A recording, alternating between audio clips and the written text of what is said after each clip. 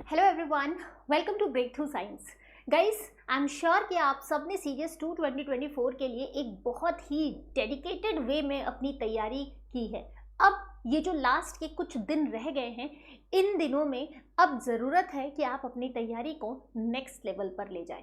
कैसे लेके जाएंगे? आपको एक प्रॉपर स्ट्रेटजी बनानी होगी अपने रिवीजन की। कई बार होता क्या है कि हम सिर्फ पढ़ते जाते हैं, एंड तक हम सिर्फ पढ़ते ही रह जाते हैं और पिछला जो भी हमारा पढ़ा हुआ है वो रिवाइज नहीं करते हैं। एग्जाम में जब क्वेश्चन आता है, डेफिनेटली वो क्वेश्चन देख करके हमें लगता है कि अरे ये वाला तो हमने पढ़ा था, लेकिन उसका एग्जैक्ट आंसर हमें याद नहीं आता है। ऐसा इसलिए होता है ना, क्योंकि हम जो भी पढ़ते हैं अगले दिन उसका सिर्फ और सिर्फ 40% हमें याद रहता है। अब आप सोचो, पिछले 4 महीनों से अगर आप सिर्फ पढ़ते जा रहे हो, रिवाइज नहीं कर रहे हो, तो आपके पास आपने टाइम तो पूरा दिया उतना पढ़ के, लेकिन रिवीजन आपका नहीं होने की वजह से जितना भी आपने पढ़ा है वो सब वेस्ट हो जाएगा। इसीलिए ये जो आपके लास्ट के बचे हुए दिन हैं, इसमें आपको फुल फॉर्म में अपना रिवीजन करना होगा।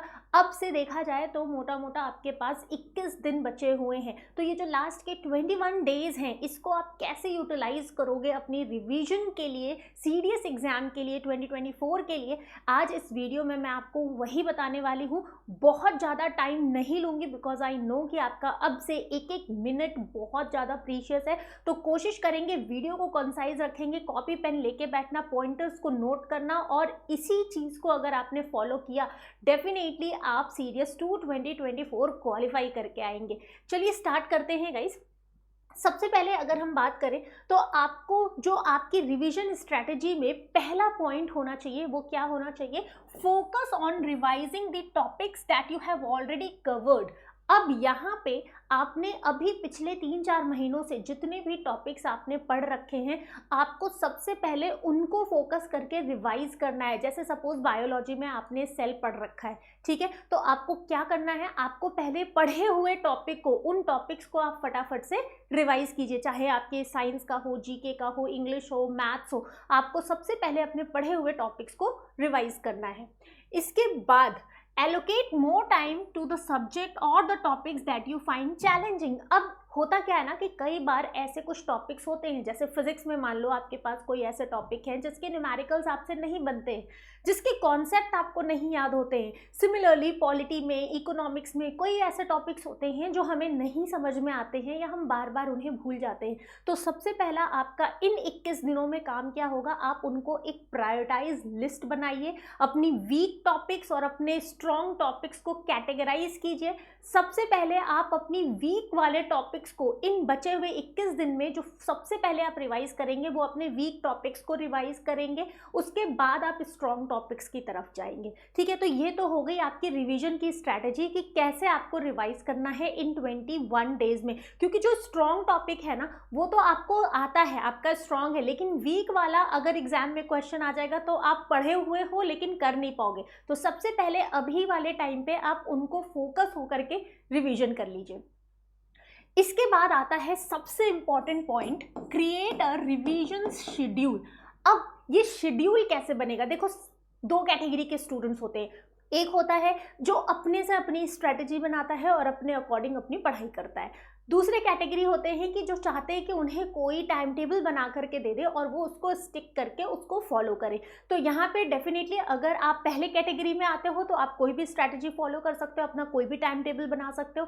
लेकिन अगर आप दूसरे कैटेगरी में आते हो तो आपके लिए मैं यहाँ पे एक टाइम टेबल बना करके दे रही हूँ। आप चाहो तो उस स्लॉट्स को फॉलो करिए और उसी के अकॉर्डिंग आप अपनी तैयारी कर सकते हैं। देखो, अगर हम पूरे दिन की बात करें तो डेफिनेटली आपको दिन भर पढ़ना ही है। अब के जो ये 21 दिन है ना, ये आपके लिए बहुत क्रूशियल हैं। यही है जो आपका रिजल्ट बनाएंगे। इन 21 दिनों में अगर आपने फोकस होकर के सिर्फ और सिर्फ अपनी पढ़ाई को दे दिया है तो डेफिनेटली आपका रिजल्ट आ जाएगा। ये गेम चेंजिंग डेज होते हैं ये वाले, है ना।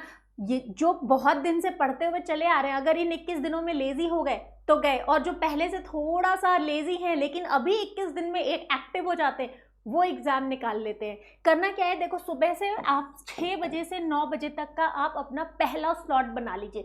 6 to 9 आप ऑब्वियसली डिफेंस के एस्पिरेंट हैं तो आप 5 बजे उठिए, अपना एक्सरसाइज कीजिए, फ्रेशन अप होइए।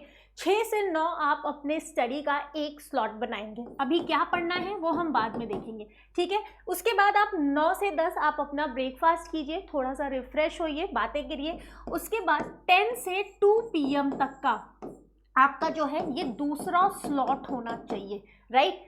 अब 10 से 2 बजे तक के बीच में आपका दूसरा स्लॉट होना चाहिए पढ़ने का। इस बीच आप पढ़ भी सकते हैं, आप यूट्यूब के थ्रू भी अपनी प्रिपरेशन कर सकते हैं, रिवीजन कर सकते हैं, आप PYQs प्रैक्टिस कर सकते हैं, मॉक टेस्ट कर सकते हैं। तो कोशिश करना ये 10 से 2 का जो स्लॉट है ये आपका मिस नहीं होना चाहिए।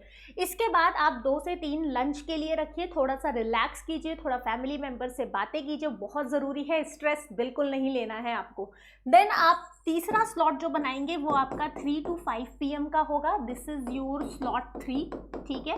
एंड देन आपका जो अगला स्लॉट आएगा वो 6 to 9 PM का आएगा। तो ये जो आपके 4 स्लॉट, सबसे पहले तो ये 4 स्लॉट्स होने चाहिए। अब हमें पढ़ना क्या है, देखो आपके सीरियस एग्जाम में अगर आप IMA, INA या AFA के लिए जाते हो तो आपके पास GK है पढ़ने को, ठीक है, आपके पास इंग्लिश है पढ़ने को, आपके पास मैथ्स है पढ़ने को। लेकिन अगर आप OTA के लिए जा रहे हैं तो आपके पास सिर्फ GK और इंग्लिश है, मैथ्स आपसे नहीं पूछा जाएगा। लेकिन GK को सिर्फ एक मत समझना, GK ही है वो कि जिसमें बहुत सारे सब्जेक्ट्स आपको पढ़ने होते हैं और यही गेम चेंजर होता है आपका। देखो सुबह का टाइम जो होता है वो हमेशा से रिफ्रेशिंग होता है, तो इस टाइम पे आप अपना वो सब्जेक्ट चुनिएगा जिसमें आपको बहुत ज़्यादा चीज़ें याद करने वाली हों, ठीक है। तो याद करने के लिए आप मॉर्निंग का टाइम लीजिए। इस टाइम पे आप GK का कोई भी टॉपिक पढ़ सकते हैं अपने मन मर्जी, हिस्ट्री पढ़िए, जियोग्राफी पढ़िए, इकोनॉमिक्स पढ़िए, साइंस पढ़िए, जो भी आपको सब्जेक्ट लगता है आपको याद नहीं हो रहा है, आप सुबह का वो रिफ्रेशिंग वाला टाइम रखिए और वहाँ पे आप कोई भी एक सब्जेक्ट उस टाइम पे पढ़िए। अच्छा, इस टाइम पे ऐसा नहीं है कि आपको सिर्फ बुक लेके पढ़ते ही रहना है, राइट। यहाँ पे आपको क्या करना है, स्टडी प्लस क्वेश्चन प्रैक्टिस, ठीक है। आपको यहाँ पे साथ के साथ स्टडी भी करनी है और उनके क्वेश्चंस की प्रैक्टिस भी करते हुए चलना है। उसके बाद 10 से 2 का जो टाइम आता है, अब 10 से 2 के टाइम पे आप जो हैं वापस से GK का कोई भी दूसरा सब्जेक्ट उठा सकते हैं और साथ ही साथ आप अपने रिवीजन के लिए चाहें तो आप मॉक टेस्ट उस टाइम पे दे दीजिए, चाहे आप PYQ सॉल्व कर लीजिए या फिर आप उस टाइम पे कोई भी यूट्यूब वीडियो से अपना रिवीजन कर सकते हैं। जैसे भी आपको कंफर्टेबल हो आप वहाँ पे रिवीजन कीजिए। देन 3 to 5 पे देखो अब हमारे पास आता है इंग्लिश और मैथ्स, ठीक है। 3 से 5 बजे का टाइम जो है आपकी इंग्लिश के लिए परफेक्ट होता है, क्योंकि इंग्लिश में आपको बहुत ज़्यादा दिमाग नहीं लगाना होता है, आपको सिर्फ चीज़ें रिवाइज करनी है। इंग्लिश में आप कोशिश करना कि लाइक जितने भी आपके रीडिंग कॉम्प्रिहेंशन वगैरह हैं, हर रोज़ एक रीडिंग कॉम्प्रिहेंशन प्रैक्टिस कर लेना, ठीक है। वोकैबुलरी को हर रोज़ 1 घंटे आप दे देना, क्वेश्चन प्रैक्टिस करना, जितना PYQ प्रैक्टिस करेंगे उतना इंग्लिश आपको हेल्प करेगा। देन 6 to 9 का जो टाइम है वो आप मैथ्स के रिवीजन के लिए दे दीजिए। मैथ्स रात में आराम से क्वेश्चन सॉल्व करो, सारे फॉर्मूलाज रिवाइज करो। तो इस तरीके से आप अगर अपना टाइम शेड्यूल डिवाइड करते हो तो 21 दिन के अंदर आप अपना पूरा का पूरा सिलेबस रिवाइज कर सकते हैं गाइज, राइट। उसके बाद क्या करना है आपको, एक बार जब आपने ये सारी चीज़ें कर ली हैं, देन मॉक टेस्ट, ये बहुत इंपॉर्टेंट है। मॉक टेस्ट आपको अब से आपको हर रोज daily 1 full length mock test आपको सॉल्व करना ही करना है, ठीक है। जिस टाइम पे आपका एग्जाम होता है अगर आप उसी टाइम पे मॉक टेस्ट कर रहे हो तब तो समझ लो सोने पे सुहागा हो गया, है ना। कोशिश करना कि उसी टाइम पे आप अपना मॉक टेस्ट सॉल्व करिए फुल लेंथ, इससे आपका टाइम मैनेजमेंट बनेगा। मॉक टेस्ट से आपको एक टाइम मैनेजमेंट मिल जाएगा कि कितनी देर में आप क्वेश्चन कर पा रहे हैं और कितने क्वेश्चन आपके सही बन रहे हैं, कट ऑफ कितना आ रहा है। मॉक टेस्ट में जो क्वेश्चन आपसे नहीं बन रहे हैं उन टॉपिक्स को फटाफट से आप अगले ही पल रिवाइज कर लीजिए। तो अभी से लेके आपको मॉक टेस्ट जो है देते ही रहना है, राइट। साथ ही साथ अपने रिवीजन के दौरान आप कोशिश करना कि प्रीवियस ईयर के पेपर्स भी सॉल्व करना। कितने प्रीवियस ईयर के पेपर सॉल्व करने, आपको लास्ट 10 ईयर्स के प्रीवियस ईयर पेपर आपको रिवाइज करके जाना ही जाना है। नेक्स्ट जो अगला पॉइंट आपको याद रखना है, इस दौरान आपको रिवीजन में शॉर्टकट्स और फॉर्मूलेज को नहीं स्किप करना है।